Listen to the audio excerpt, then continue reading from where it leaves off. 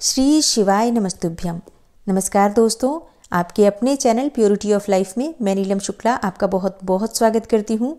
उत्तम बुद्धि वाले सूत जी, इस समय हमें एक ही बात सुननी है। यदि आपका अनुग्रह हो तो गोपनीय होने पर भी आप उस विषय का वर्णन करें। घोर कलयुग आने पर मनुष्य पुण्य कर्म से दूर रहेंगे, दुराचार में फंस जाएंगे और सबके सब सत्यभाषण से मुंह फेर लेंगे। दूसरों की निंदा में तत्पर रहेंगे, पराये धन को हड़प लेने की इच्छा करेंगे। उनका मन पराई स्त्रियों में आसक्त होगा तथा वे दूसरे प्राणियों की हिंसा किया करेंगे। अपने शरीर को ही आत्मा समझेंगे, मूढ़, नास्तिक और पशु बुद्धि रखने वाले होंगे। माता पिता से द्वेष रखेंगे, ब्राह्मण लोभ रूपी ग्राह्य के ग्रास बन जाएंगे। वेद बेचकर जीविका चलाएंगे, धन का उपार्जन करने के लिए ही विद्या का अभ्यास करेंगे और मद से मोहित रहेंगे। अपनी जाति के कर्म छोड़ देंगे, प्रायः दूसरों को ठगेंगे। तीनों काल की संध्योपासना से दूर रहेंगे और ब्रह्म ज्ञान से शून्य होंगे। समस्त क्षत्रिय भी स्वधर्म का त्याग करने वाले होंगे। कुसंगी, पापी और व्यभिचारी होंगे। उनमें शौर्य का अभाव होगा। वे कुत्सित चौर्य कर्म से जीविका चलाएंगे, शूद्रों का सा बर्ताव करेंगे और उनका चित्त काम का किंकर बना रहेगा। वैश्य संस्कार भ्रष्ट, स्वधर्म त्यागी, कुमार्गी, धनोपार्जन परायण तथा नाप तौल में अपनी कुत्सित वृत्ति का परिचय देने वाले होंगे। इसी तरह शूद्र ब्राह्मणों के आचार में तत्पर होंगे। उनकी आकृति उज्ज्वल होगी, अर्थात वे अपना कर्म धर्म छोड़कर उज्ज्वल वेशभूषा से विभूषित हो व्यर्थ घूमेंगे। वे स्वभावतः ही अपने धर्म का त्याग करने वाले होंगे।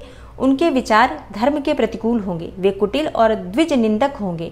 यदि धनी हुए तो कुकर्म में लग जाएंगे, विद्वान हुए तो वाद विवाद करने वाले होंगे और अपने को कुलीन मानकर चारों वर्णों के साथ वैवाहिक संबंध स्थापित करेंगे। समस्त वर्णों को अपने संपर्क से भ्रष्ट करेंगे और वे लोग अपनी अधिकार सीमा से बाहर जाकर द्विजोचित सत्कर्मों का अनुष्ठान करने वाले होंगे। कलयुग की स्त्रियां प्रायः सदाचार से भ्रष्ट और पति का अपमान करने वाली होंगी। सास ससुर से द्रोह करेंगी, किसी से भय नहीं मानेंगी, मलिन भोजन करेंगी, कुत्सित हाव भाव में तत्पर होंगी और उनका शील स्वभाव बहुत बुरा होगा और वे अपने पति की सेवा से सदा ही विमुख रहेंगी। सूत जी, इस तरह जिनकी बुद्धि नष्ट हो गई है, जिन्होंने अपने धर्म का त्याग कर दिया है, ऐसे लोगों को इहलोक और परलोक में उत्तम गति कैसे प्राप्त होगी, इसी चिंता से हमारा मन सदा व्याकुल रहता है। परोपकार के समान दूसरा कोई धर्म नहीं है। अतः जिस छोटे से उपाय से इन सबके पापों का तत्काल नाश हो जाए, उस उपाय को इस समय कृपा पूर्वक बताइए, क्योंकि आप समस्त सिद्धांतों के ज्ञाता हैं। व्यास जी कहते हैं, उन भावितात्मा मुनियों की यह बात सुनकर सूत जी मन ही मन भगवान शंकर का स्मरण करके उनसे इस प्रकार बोले। सूत जी कहते हैं, साधु महात्माओं, आपने बहुत अच्छी बात पूछी है। आपका यह प्रश्न तीनों लोगों का हित करने वाला है। मैं गुरुदेव व्यास का स्मरण करके आप लोगों को स्नेहवश इस विषय का वर्णन करूंगा। आप आदर पूर्वक सुने। सबसे उत्तम जो शिवपुराण है वह वेदांत का सार सर्वस्व है तथा वक्ता और श्रोता का समस्त पाप राशियों से उद्धार करने वाला है। इतना ही नहीं, वह परलोक में परमार्थ वस्तु को देने वाला है, कली की कल्मश राशि का विनाश करने वाला है।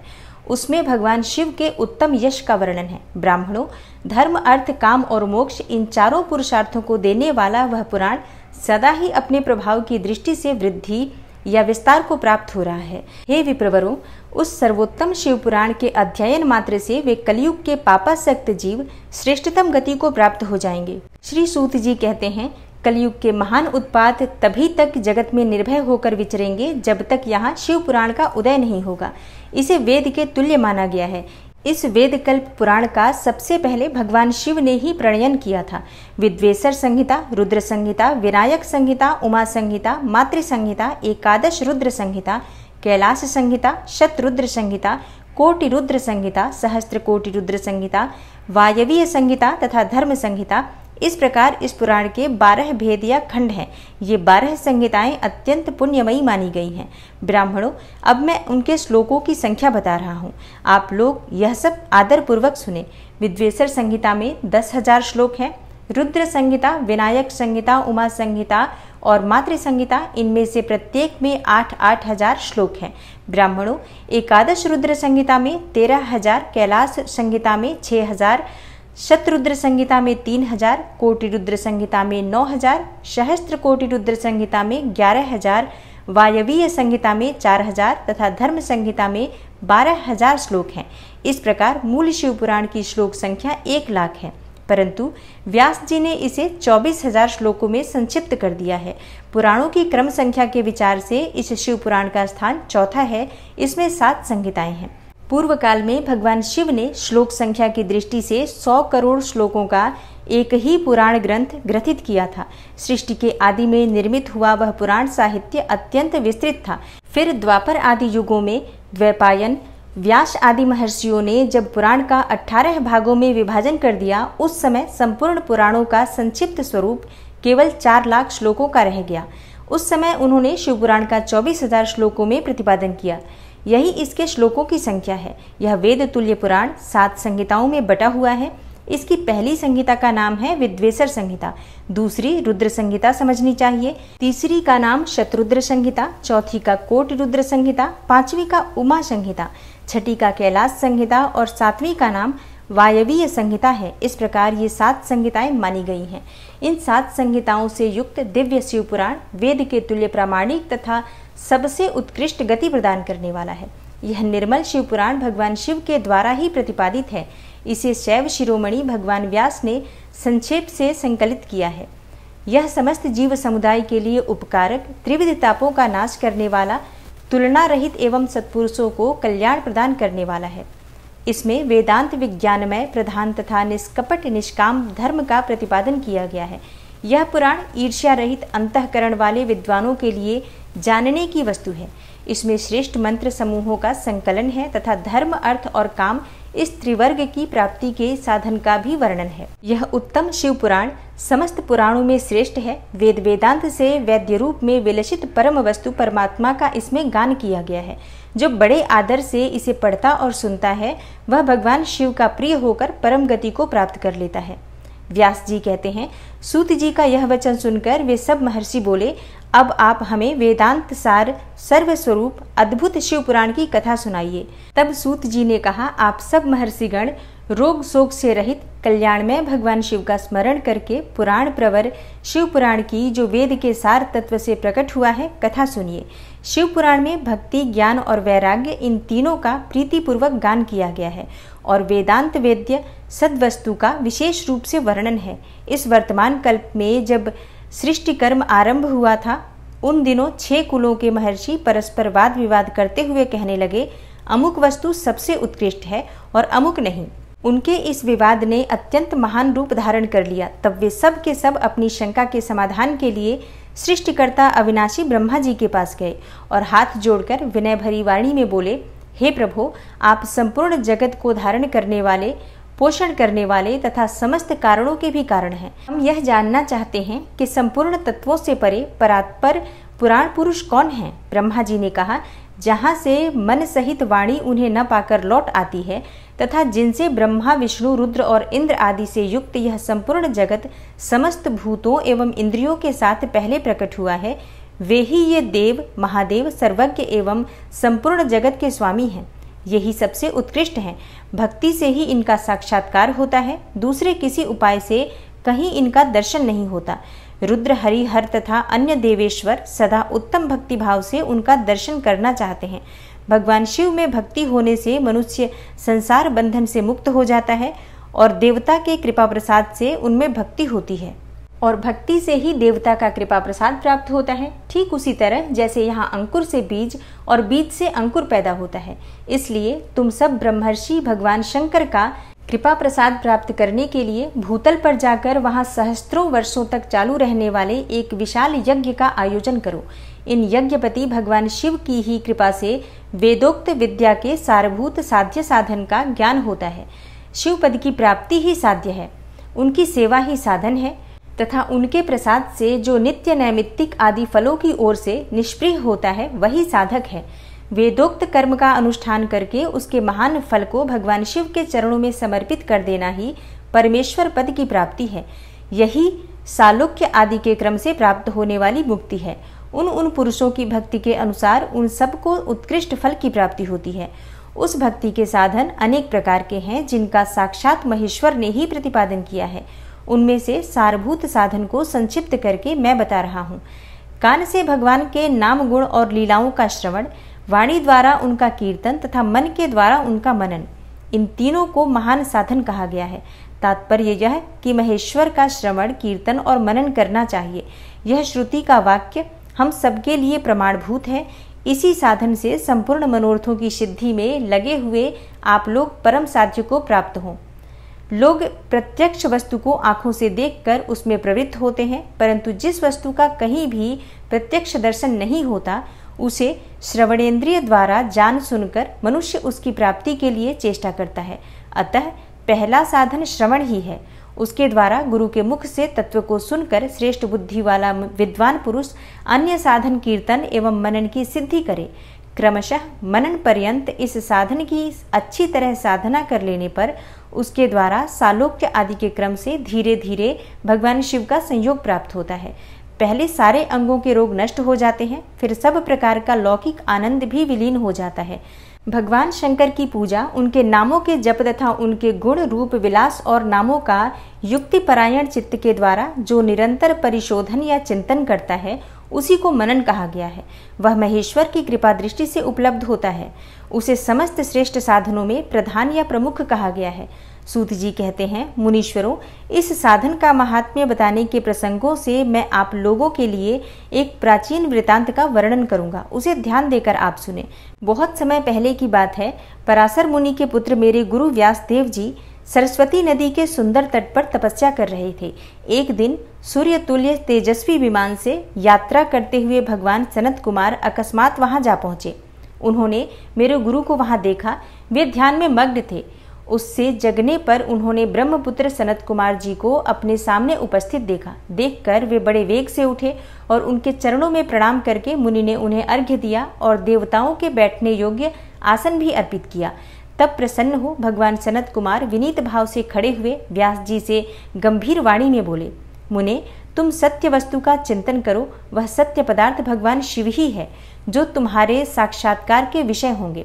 भगवान शंकर का श्रवण, कीर्तन, मनन ये तीन महत्तर साधन कहे गए हैं।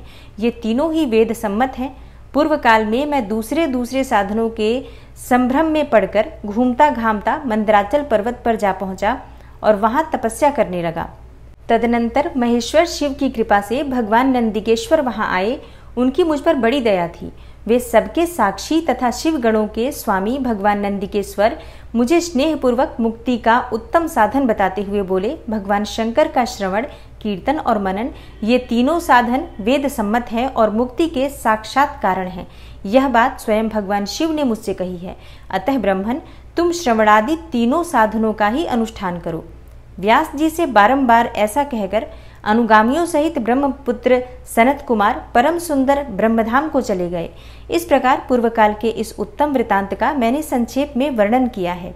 तब ऋषि बोले, हे सूत जी, श्रवणादि तीनों साधनों को आपने मुक्ति का उपाय बताया है, किंतु जो श्रवण आदि तीनों साधनों में असमर्थ हो वह मनुष्य किस उपाय का अवलंबन करके मुक्त हो सकता है? किस साधनभूत कर्म के द्वारा बिना यत्न के ही मोक्ष मिल सकता है? सूत जी कहते हैं, शौनक, जो श्रवण, कीर्तन और मनन इन तीनों साधनों के अनुष्ठान में समर्थ न हो वह भगवान शंकर के लिंग एवं मूर्ति की स्थापना करके नित्य उसकी पूजा करे तो संसार सागर से पार हो सकता है। वंचना अथवा छल न करते हुए अपनी शक्ति के अनुसार धनराशि ले जाए और उसे शिवलिंग अथवा शिव मूर्ति की सेवा के लिए अर्पित कर दे। साथ ही निरंतर उस लिंग एवं मूर्ति की पूजा भी करे। उसके लिए भक्तिभाव से मंडप, गोपुर, तीर्थ, मठ एवं क्षेत्र की स्थापना करे तथा उत्सव रचाए। वस्त्र, गंध, पुष्प, धूप, दीप तथा पुआ और शाक आदि व्यंजनों से युक्त भांति भांति के भक्ष्य भोजन अन्न नैवेद्य के रूप में समर्पित करे।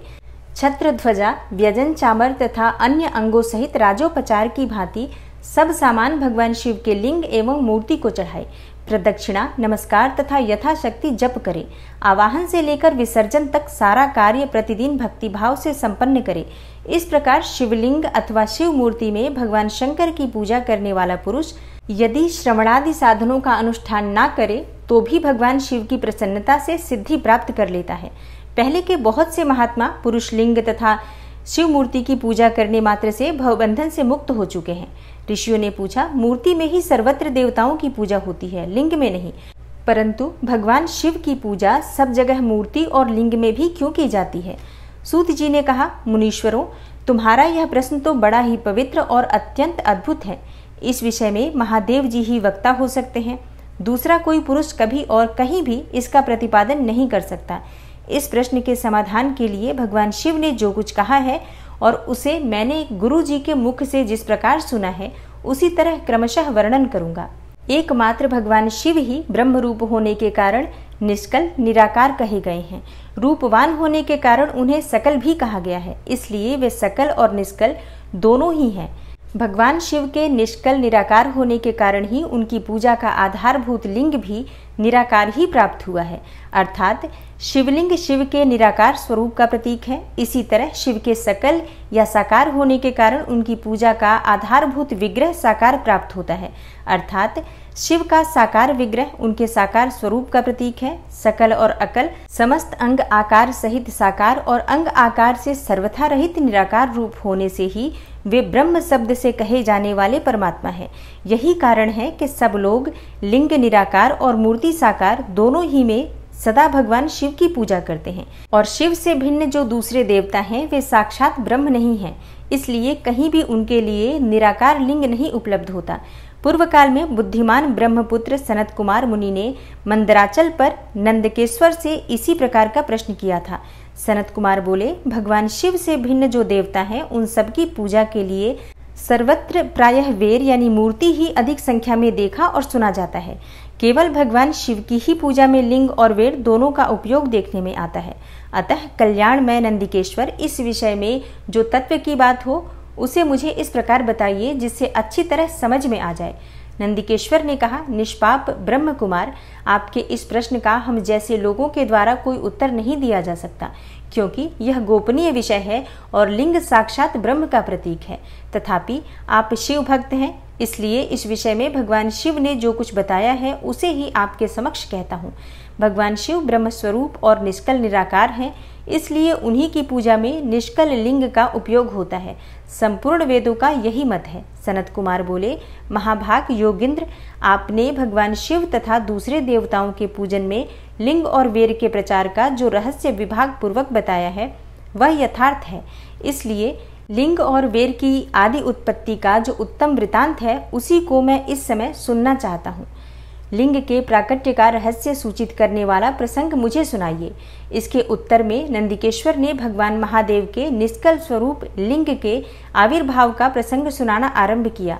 उन्होंने ब्रह्मा तथा विष्णु के विवाद, देवताओं की व्याकुलता एवं चिंता, देवताओं का दिव्य कैलाश शिखर पर गमन, उनके द्वारा चंद्रशेखर महादेव का स्तवन, देवताओं से प्रेरित हुए महादेव जी का ब्रह्मा और विष्णु के विवाद स्थल में आगमन तथा दोनों के बीच में निष्कल आदि अंतरहित भीषण अग्निस्तंभ के रूप में उनका आविर्भाव आदि प्रसंगों की कथा कही।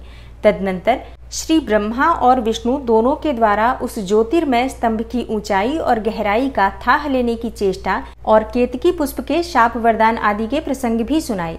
नंदिकेश्वर कहते हैं, तदनंतर वे दोनों ब्रह्मा और विष्णु भगवान शंकर को प्रणाम करके दोनों हाथ जोड़ उनके दाएं बाएं भाग में चुपचाप खड़े हो गए। फिर उन्होंने वहां साक्षात प्रकट पूजनीय महादेव जी को श्रेष्ठ आसन पर स्थापित करके पवित्र पुरुष वस्तुओं द्वारा उनका पूजन किया। दीर्घ काल तक अविकृत भाव से सुस्थिर रहने वाली वस्तुओं को पुरुष वस्तु कहते हैं और अल्प काल तक ही टिकने वाली क्षणभंगुर वस्तुएं प्राकृत वस्तु कहलाती हैं। इस तरह वस्तुओं के दो भेद जानने चाहिए। किन पुरुष वस्तुओं से उन्होंने भगवान शिव का पूजन किया यह बताया जाता है।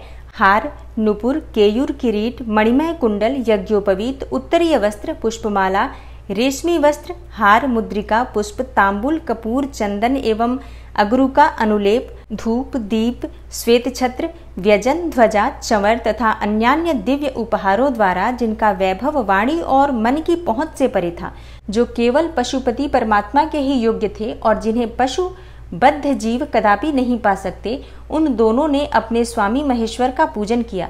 सबसे पहले वहां ब्रह्मा और विष्णु ने भगवान शंकर की पूजा की। इससे प्रसन्न होकर भक्ति पूर्वक भगवान शिव ने वहां नम्र भाव से खड़े हुए उन दोनों देवताओं से मुस्कुरा कर कहा। महेश्वर बोले, पुत्रों, आज का दिन एक महान दिन है। इसमें तुम्हारे द्वारा जो आज मेरी पूजा हुई है इससे मैं तुम लोगों पर बहुत प्रसन्न हूँ। इसी कारण यह दिन परम पवित्र और महान से महान होगा। आज की यह तिथि शिवरात्रि के नाम से विख्यात होकर मेरे लिए परम प्रिय होगी। इसके समय में जो मेरे लिंग निष्कल अंग आकृति से रहित निराकार स्वरूप के प्रतीक वेर सकल साकार स्वरूप के प्रतीक विग्रह की पूजा करेगा, वह पुरुष जगत की सृष्टि और पालन आदि कार्य भी कर सकता है। जो शिवरात्रि को दिन रात निराहार रहकर एवं जितेंद्रिय रहकर अपनी शक्ति के अनुसार निश्चल भाव से मेरी यथोचित पूजा करेगा, उसको मिलने वाले फल का वर्णन सुनो। 1 वर्ष तक निरंतर मेरी पूजा करने पर जो फल मिलता है, वह सारा फल केवल शिवरात्रि को मेरा पूजन करने से मनुष्य तत्काल प्राप्त कर लेता है। जैसे पूर्ण चंद्रमा का उदय समुद्र की वृद्धि का अवसर है, उसी प्रकार यह शिवरात्रि तिथि मेरे धर्म की वृद्धि का समय है। इस तिथि में मेरी स्थापना आदि का मंगलमय उत्सव होना चाहिए। पहले मैं जब ज्योतिर्मय स्तंभ रूप में प्रकट हुआ था, वह समय मार्गशीर्ष मास में आर्द्रा नक्षत्र से युक्त पूर्णमासी या प्रतिपदा है। जो पुरुष मार्गशीर्ष मास में आर्द्रा नक्षत्र होने पर पार्वती सहित मेरा दर्शन करता है अथवा मेरी मूर्ति या लिंग की ही झांकी करता है, वह मेरे लिए कार्तिकेय से भी अधिक प्रिय होता है। उस शुभ दिन को मेरे दर्शन मात्र से पूरा फल प्राप्त होता है। यदि दर्शन के साथ साथ मेरा पूजन भी किया जाए तो इतना अधिक फल प्राप्त हो जाता है कि उसका वाणी द्वारा वर्णन नहीं हो सकता। वहां पर मैं लिंग रूप से प्रकट होकर बहुत बड़ा हो गया था, अतः उस लिंग के कारण यह भूतल लिंग स्थान के नाम से प्रसिद्ध हुआ। जगत के लोग इसका दर्शन और पूजन कर सकें, इसके लिए यह अनादि और अनंत ज्योति स्तंभ अथवा ज्योतिर्मय लिंग अत्यंत छोटा हो जाएगा। यह लिंग सब प्रकार के भोग सुलभ कराने वाला तथा भोग और मोक्ष का एकमात्र साधन है। इसका दर्शन, स्पर्श और ध्यान किया जाए तो यह प्राणियों को जन्म और मृत्यु के कष्ट से छुड़ाने वाला है। अग्नि के पहाड़ जैसा जो यह शिवलिंग यहाँ प्रकट हुआ है, इसके कारण यह स्थान अरुणाचल नाम से प्रसिद्ध होगा। यहाँ अनेक प्रकार के बड़े बड़े तीर्थ प्रकट होंगे। इस स्थान में निवास करने या मरने से जीवों का मोक्ष तक हो जाएगा। मेरे 2 रूप हैं, सकल और निष्कल। दूसरे किसी के ऐसे रूप नहीं है। पहले मैं स्तंभ रूप से प्रकट हुआ, फिर अपने साक्षात रूप से। ब्रह्म भाव मेरा निष्कल रूप है और महेश्वर भाव सकल रूप है। ये दोनों मेरे ही सिद्ध रूप हैं। मैं ही पर ब्रह्म परमात्मा हूँ। कला युक्त और अकल मेरे ही स्वरूप हैं। ब्रह्म रूप होने के कारण मैं ईश्वर भी हूँ। जीवों पर अनुग्रह आदि करना मेरा कार्य है। ब्रह्मा और केशव मैं सबसे बृहत और जगत की वृद्धि करने वाला होने के कारण ब्रह्म कहलाता हूँ। सर्वत्र सम रूप से स्थित और व्यापक होने से मैं ही सबकी आत्मा हूँ। सर्ग से लेकर अनुग्रह तक आत्मा या ईश्वर से भिन्न जो जगत संबंधी 5 कृत्य है, वे सदा मेरे ही हैं। मेरे अतिरिक्त दूसरे किसी के नहीं हैं, क्योंकि मैं ही सबका ईश्वर हूँ। पहले मेरी ब्रह्म रूपता का बोध कराने के लिए निष्कल लिंग प्रकट हुआ था। फिर अज्ञात ईश्वर तत्व का साक्षात्कार कराने के निमित्त मैं साक्षात जगदीश्वर ही सकल रूप में तत्काल प्रकट हो गया। अतः मुझमें जो ईशत्व है उसे ही मेरा सकल रूप जानना चाहिए, तथा जो यह मेरा निष्कल स्तंभ है वह मेरे ब्रह्म स्वरूप का बोध कराने वाला है। यह मेरा ही लिंग चिन्ह है। तुम दोनों प्रतिदिन यहाँ आकर इसका पूजन करो। यह मेरा ही स्वरूप है और मेरे सामीप्य की प्राप्ति कराने वाला है। लिंग और लिंगी में नित्य अभेद होने के कारण मेरे इस लिंग का महान पुरुषों को भी पूजन करना चाहिए। मेरे एक लिंग की स्थापना करने का यह फल बताया गया है कि उपासक को मेरी समानता की प्राप्ति हो जाती है।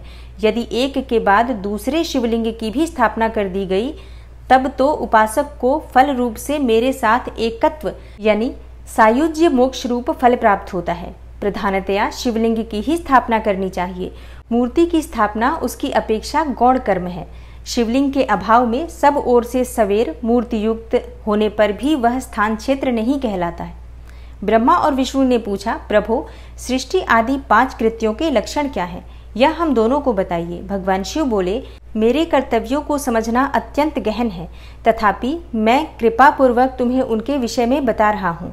ब्रह्मा और अच्युत, सृष्टि, पालन, संहार, तिरोभाव और अनुग्रह, ये 5 ही मेरे जगत संबंधी कार्य हैं जो नित्य सिद्ध हैं, और संसार की रचना का जो आरंभ है उसी को सर्ग या सृष्टि कहते हैं।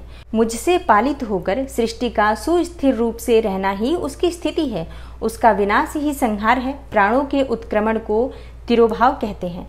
इन सब से छुटकारा मिल जाना ही मेरा अनुग्रह है। इस प्रकार मेरे 5 कृत्य हैं। सृष्टि आदि जो 4 कृत्य हैं वे संसार का विस्तार करने वाले हैं। 5वां कृत्य अनुग्रह मोक्ष का हेतु है। वह सदा मुझ में ही अचल भाव से स्थिर रहता है।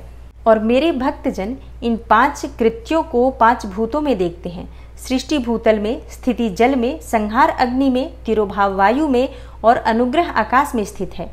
पृथ्वी से सबकी सृष्टि होती है, जल से सबकी वृद्धि और जीवन की रक्षा होती है, आग सबको जला देती है, वायु सबको एक स्थान से दूसरे स्थान को ले जाती है और आकाश सबको अनुग्रहित करता है। विद्वान पुरुषों को यह विषय इसी रूप में जानना चाहिए। इन 5 कृत्यों का भार वहन करने के लिए ही मेरे 5 मुख हैं। 4 दिशाओं में 4 मुख हैं और इनके बीच में 5वां मुख है। पुत्रों, तुम दोनों ने तपस्या करके प्रसन्न हुए मुझ परमेश्वर से सृष्टि और स्थिति नामक 2 कृत्य प्राप्त किए हैं। ये दोनों तुम्हें बहुत प्रिय हैं। इसी प्रकार मेरी विभूति स्वरूप रुद्र और महेश्वर में 2 अन्य उत्तम कृत्य संहार और तिरोभाव मुझसे प्राप्त किए हैं, परंतु अनुग्रह नामक कृत्य दूसरा कोई नहीं पा सकता।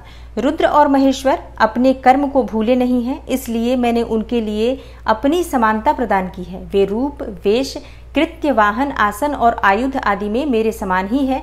मैंने पूर्व काल में अपने स्वरूप भूत मंत्र का उपदेश किया है, जो ओंकार के रूप में प्रसिद्ध है। वह महामंगलकारी मंत्र है। सबसे पहले मेरे मुख से ओंकार ओम प्रकट हुआ, जो मेरे स्वरूप का बोध कराने वाला है। ओंकार वाचक है और मैं वाच्य हूँ। यह मंत्र मेरा स्वरूप ही है। प्रतिदिन ओंकार का निरंतर स्मरण करने से मेरा ही सदा स्मरण होता है।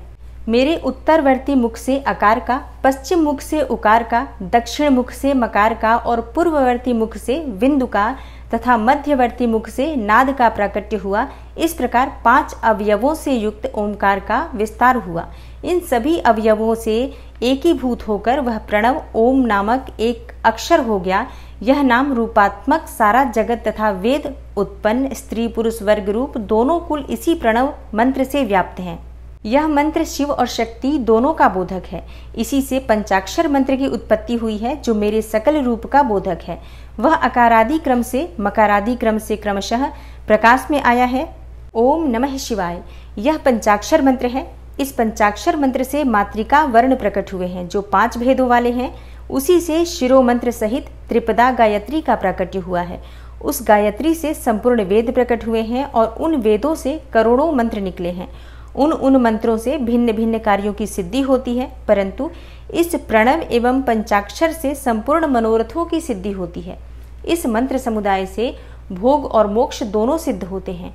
मेरे सकल स्वरूप से संबंध रखने वाले सभी मंत्रराज साक्षात भोग प्रदान करने वाले और शुभ कारक मोक्षप्रद हैं। नंदिकेश्वर कहते हैं, तदनंतर जगदम्बा पार्वती के साथ बैठे हुए गुरुवर महादेव जी ने उत्तराभिमुख बैठे हुए ब्रह्मा और विष्णु को पर्दा करने वाले वस्त्र से आच्छादित करके उनके मस्तक पर अपना कर कमल रखकर धीरे धीरे उच्चारण करके उन्हें उत्तम मंत्र का उपदेश किया।